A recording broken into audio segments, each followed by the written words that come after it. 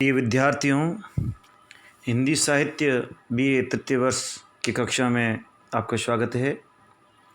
आसु काव्य कथांक से आगे अगला अवतरण इस प्रकार से है।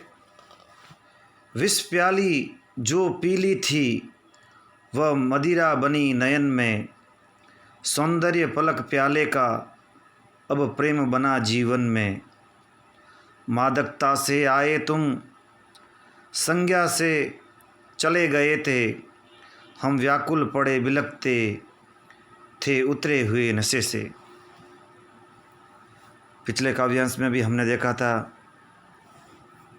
कि कवि कहता है कि किस प्रकार से वह अपने प्रेयसी के प्रेम में मदमस्त हो जाता है और उसे एहसास नहीं हो जाता है कि किसने उसके प्रेम की मधु मदिरा को पी लिया, अर्थात उसके जीवन के जो मधुर और आनंदमय क्षण थे वह सुख के क्षण किसी ने चुरा लिए। उसका एहसास प्रेम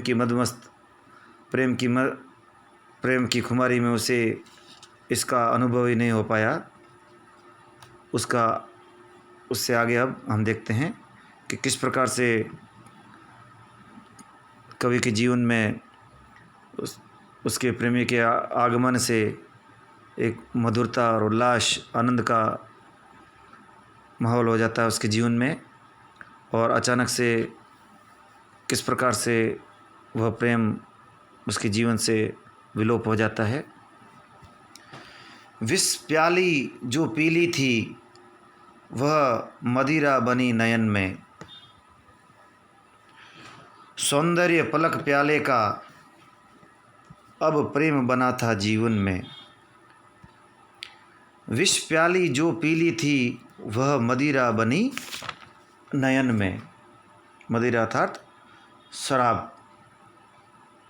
कवि कहता है कि प्रियतमा का जो रूप सौंदर्य है, उसका जो मोह है, उसकी जो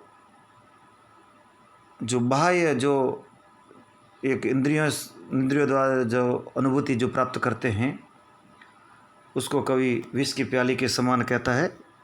अर्थात जो बाह्य जो सुख या जो आनंद भोग इत्यादि होते हैं, विषय होते हैं, वे क्षणिक होते हैं, इसलिए कवि उन्हें विष की प्याली की संज्ञा दे रहा है।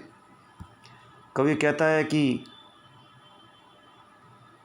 प्रियतमा का जो रूप सौंदर्य का जो मोह है वह विष की प्याली के समान क्षणिक आकर्षण से युक्त था।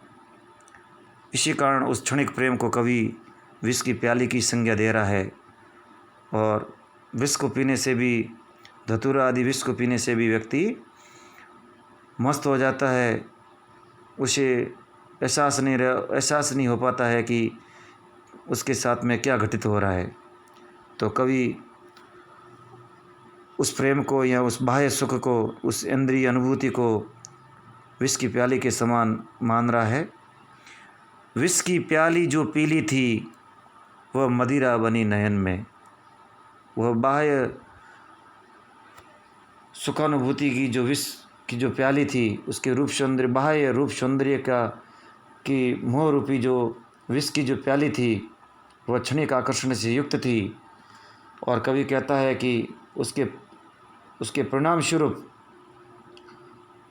उसके नेत्रों में उसके प्रेम का नशा छा गया और वह विष की प्याली भी उसके जीवन में मदिरा के समान उसके नयनों को तृप्त कर रही थी। और उस विष की प्याली को पीकर भी वह मदिरा के समान उसके नयन तृप्त हो गए थे, मदमस्त हो गए थे।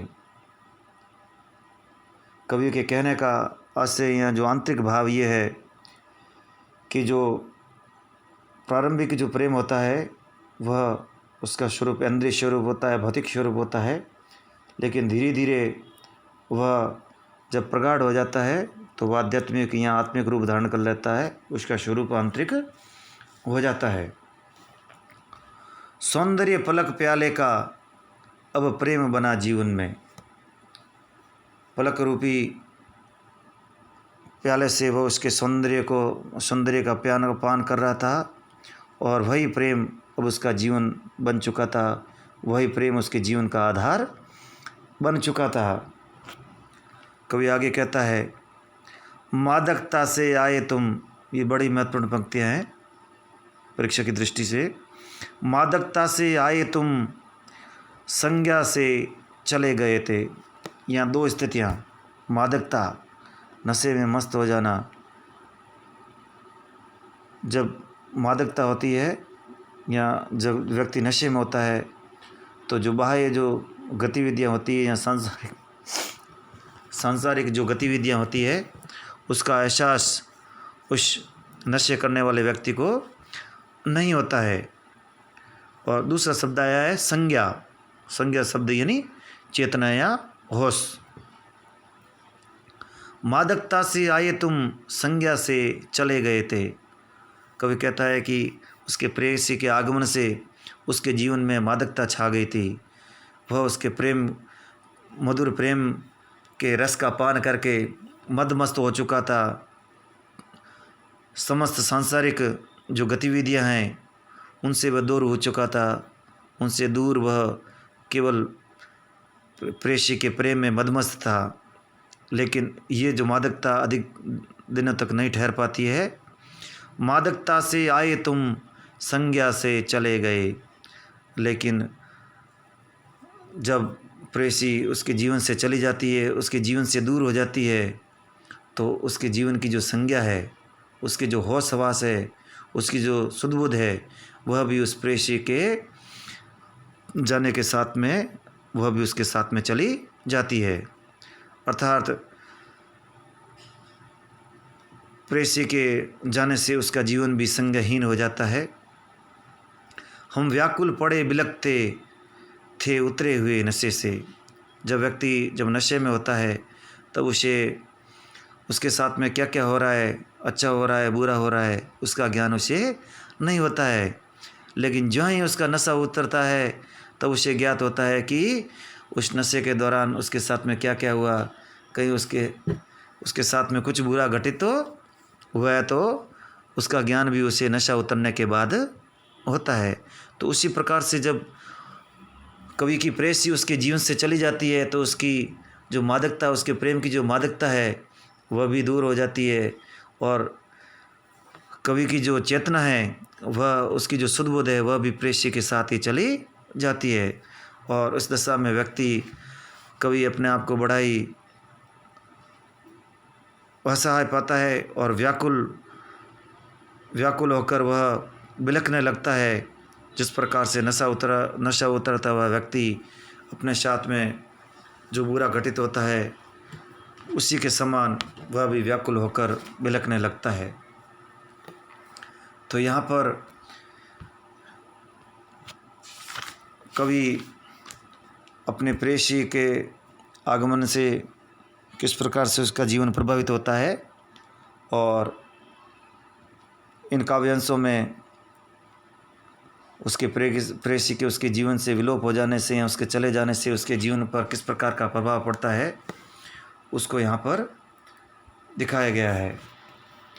कवि कहना चाहता है कि प्रियतमा के आगमन से उसका जीवन आनंददायक और मादक हो जाता है, परंतु बाद में उसके चले जाने से उसकी संज्ञा या चेतना भी उसके साथ चली जाती है। उसके होश उड़ जाते हैं, उसकी वो चेतनाविहीन हो जाता है, चेतना शून्य हो जाता है।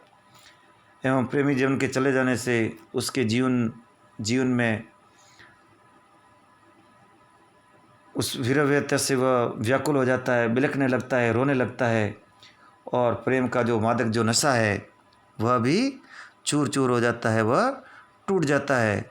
अर्थात प्रेम की जो मादकता है वह उतर जाता है, उसका नशा उतर जाता है, और कवि जिस छलना को वह सत्य मान लेता है, जिस भ्रम को वह यथार्थ मान लेता है, सत्य मान लेता है, उस धोखे का एहसास कवि को अब हो जाता है। धन्यवाद।